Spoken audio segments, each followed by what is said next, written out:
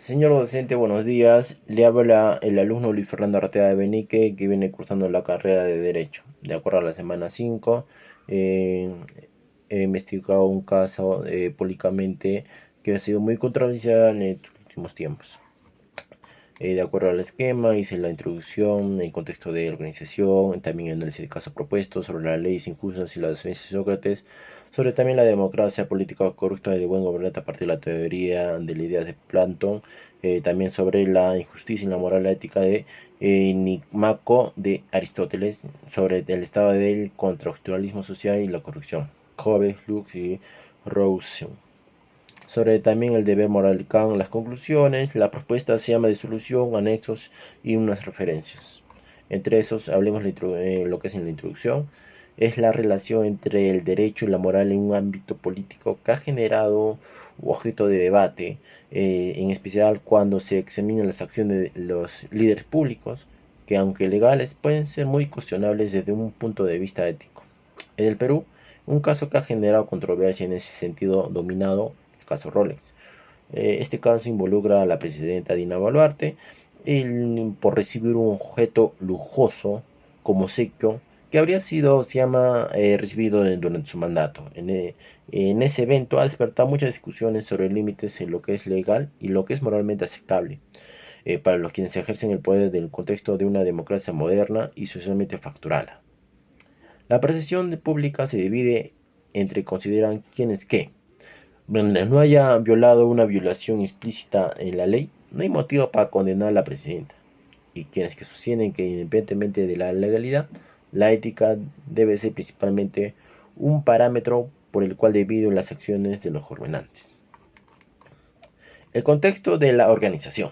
Dina Boluarte asumió el Perú un escenario político muy inestable, una crisis institucional, luego de la destitución de señor Pedro Castillo en diciembre del año 2022.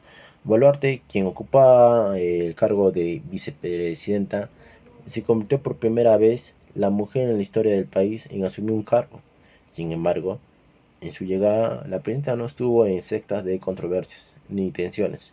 Ya fue percibida por muchos como una figura que traicionó los principios del gobierno anterior, lo que agudizó la polarización política y social en el país. En un contexto en el Perú que enfrentaba un deterioro económico y una profunda desconfianza hacia las instituciones. La administración Boluarte ha estado bajo constante escrutinio, tanto por su capacidad de manejar las crisis internas por las decisiones políticas que ha tomado en el medio de administraciones sociales y reclamo de justicia, transparencia y derechos sociales en el caso Rolex, que surge en un momento particularmente sensible para su gobierno, en que la presidenta ha sido acusada por recibir un reloj lujoso valorizado de una alta suma, que un objeto, según las críticas, presenta no solamente un símbolo de ostentación en un país golpeado por la pobreza o la desigualdad, sino también un posible índice de corrupción y un abuso de poder. Analicemos sobre el caso propuesto, ¿no? Eh, Como ya he dicho, aceptar un reloj lujoso como un Rolex que protagoniza en este caso puede ser evaluado únicamente de una premisa de legalidad. El valor simbólico de un objeto lujoso en manos de un líder político tiene implicaciones que van más allá del costo monetario. Es recordatorio de la diferencia entre los líderes y el pueblo que gobierna, ¿no? Puede ser interpretado como señal de conexión con las necesidades de la ciudadanía. Particularmente en un país con alto índice de pobreza y desigualdad, en un contexto de moralidad, de un acto moral, para aceptar un relajo se pone en tela de juicio, incluso si la ley no ha sido vulnerada. Sobre las leyes injustas y su obediencia a Sócrates. La filosofía de Sócrates pone énfasis en el respeto de las leyes al orden establecido. Para Sócrates, la ley es un elemento fundamental para la coacción social y un buen funcionamiento de la polis. Incluso cuando se considera que una ley puede ser injusta en términos individuales. Se resiste a la idea de desobedecerla. ¿Por qué? Para él, hacerlo representaría una amenaza para el bienestar común. La ley no es solamente una norma escrita, sino un reflejo de acuerdo a la social de los ciudadanos que han establecido para vivir en armonía. Y la desobediencia podría llevar a un colapso de este acuerdo, generando caos y desorden. Su filosofía entonces aboga respecto a las leyes cuando pueden parecer injustas o determinadas circunstancias. 5. Sobre la democracia, como la política corrupta y el buen gobernante a partir de la teoría de Platón. Platón, en su obra La República, plantea y critica hacia la democracia, considerándola un sistema susceptible a la corrupción y la manipulación de masa por parte de los líderes, que buscan satisfacer sus intereses propios en lugar de por el bien común, ¿no? Sus análisis, aparte de las ideas en la que es democracia, la mayoría de los ciudadanos no tienen el conocimiento ni la sabiduría necesario para gobernar correctamente, lo que abre la puerta a los demagogos o populistas, individuos con habilidades de manipular las emociones, tomen el poder o gobiernen de manera desordenada y corrupta. La democracia para Platón está llena de peligros, ya que puede priorizar la libertad ilimitada sobre la justicia y el orden, lo que puede derivar una tiranía disfrazada de un gobierno del pueblo.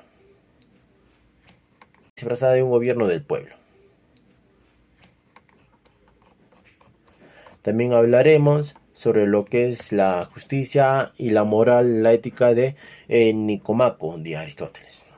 En la ética de Nicomaco, Aristóteles plantea que la justicia es la virtud más importante, ya que representa la disposición moral que guía al ser humano a actuar de una manera correcta, tanto para su propio bienestar como para el de la comunidad.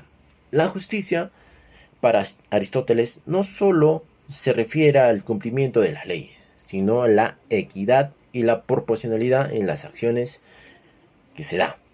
Un líder justo es aquel que actúa de manera virtuosa, pues se podría decir respetando las normas de lo establecido como los principios, la moralidad que benefician a la sociedad en conjunto.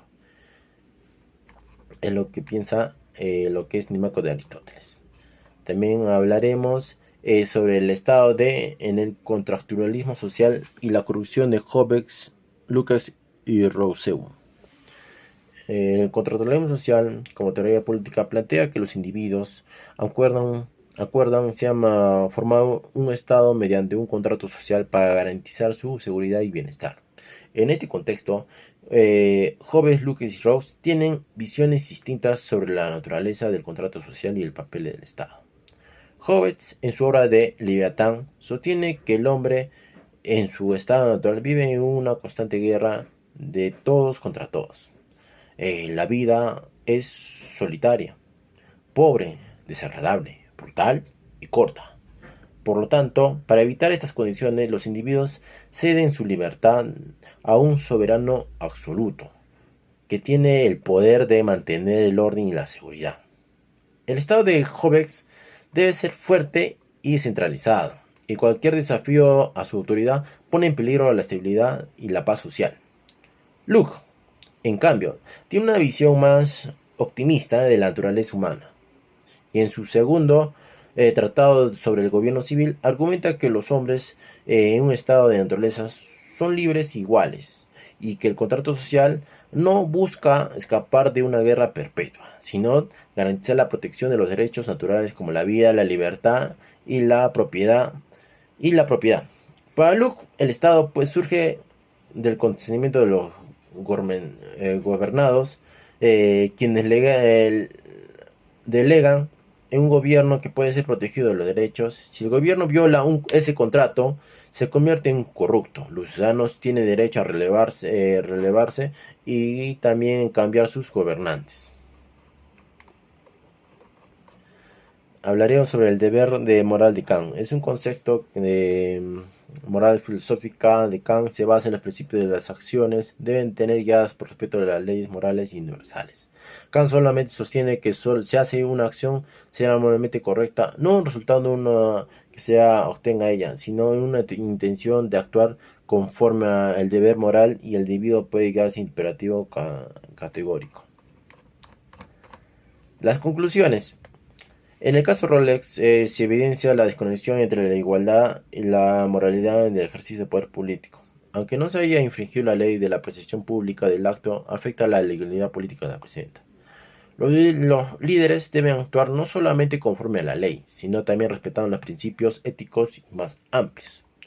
La moralidad en la política exige que los gobernantes sean modelos de comportamiento responsables y transparentes. A la vez, la confianza de la ciudadanía se erosiona cuando los líderes parecen beneficiarse de los privilegios personales. Aristóteles resalta la importancia de la justicia distributiva ausente de este caso. Propuestas se llama crear normativas estrictas sobre la recepción de obsequios por parte de funcionarios públicos. Otro es establecer códigos de conducta que complementen las leyes vigentes. A la vez también promover la transferencia total de la vida personal y pública de los líderes. Implementar autoridades externas y monitorear para la conducta de los gobernantes. Fundamentar una cultura de austeridad entre los funcionarios de altos rangos. Fundamentar el diálogo público sobre la moralidad en el político para aumentar la concienciación. Ese sería todo, señor docente. Gracias por haberme escuchado. Y ese es el caso que yo he elegido, que es muy controversial ahora en casa. Bueno, gracias.